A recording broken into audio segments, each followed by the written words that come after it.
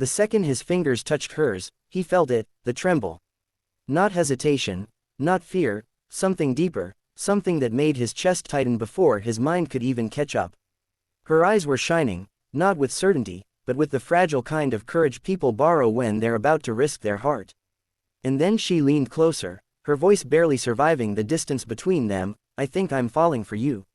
If you believe every story hides a lesson, take a second right now, like, comment, share, and subscribe to Kindness Stories. You never know which story might stay with you long after it ends.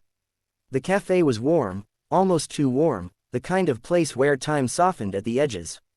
Outside, the evening pressed its cold face against the glass, but inside, everything felt suspended, like the world had paused just for this moment.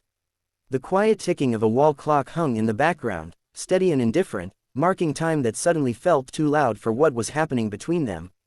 He hadn't planned for this. He had planned for coffee. Maybe a polite conversation, a few careful smiles, the kind of meeting people arrange when life has already taken too much from them, and they're unsure how to start again. He was a single father, his life measured in school drop-offs, late-night fevers, half-finished dinners, and silent promises made beside a sleeping child. Love, for him, had become something distant, like a photograph left in a drawer too long. But she wasn't distant, she was right there, her hands in his, her voice breaking through all the walls he had spent years building. She didn't look perfect, her hair was slightly out of place, her smile uneven, her eyes carrying stories she hadn't told yet. But there was something real about her, something that didn't ask for anything except honesty. And that was exactly what terrified him, because honesty meant admitting that he had started to feel it too. It had crept in slowly.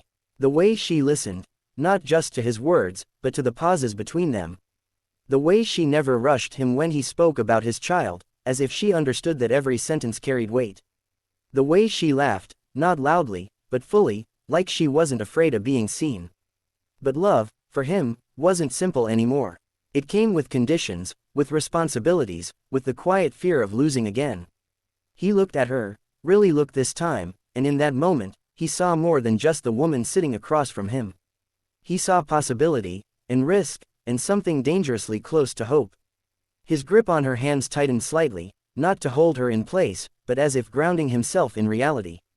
His mind raced, pulling him back to nights spent alone, to promises he had made to never let anyone come close enough to break him again, to the small voice of his child calling him, Dad, in the dark, trusting him to always be there.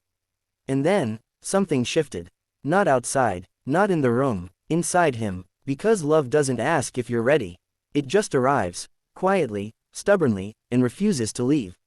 He exhaled slowly, like a man stepping into unfamiliar water, unsure of the depth. And then he said it. Not perfectly, not poetically, just honestly. He told her that he was scared, that his life wasn't simple, that loving him meant loving the chaos, the responsibility, the sleepless nights, the invisible scars. He told her that he didn't know if he could do this right, but he knew he didn't want to walk away. And for a second, the world seemed to hold its breath. Her expression didn't change dramatically. There were no grand gestures, no sudden tears. Just a quiet understanding settling over her face, like she had been waiting not for perfect words, but for real ones. Outside, a car passed. Somewhere, someone laughed. The clock kept ticking, but inside that small space between them, something fragile and powerful took shape.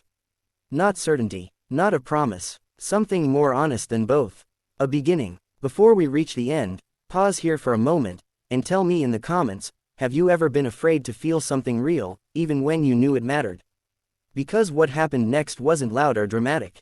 There was no music swelling, no perfect resolution tying everything together. Just two people sitting across from each other, holding on to something they didn't fully understand, but didn't want to lose.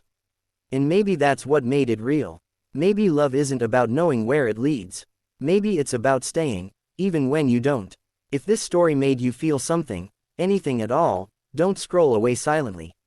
Like, comment, and share it with someone who needs to hear it. Because sometimes, the quietest stories leave the deepest echoes.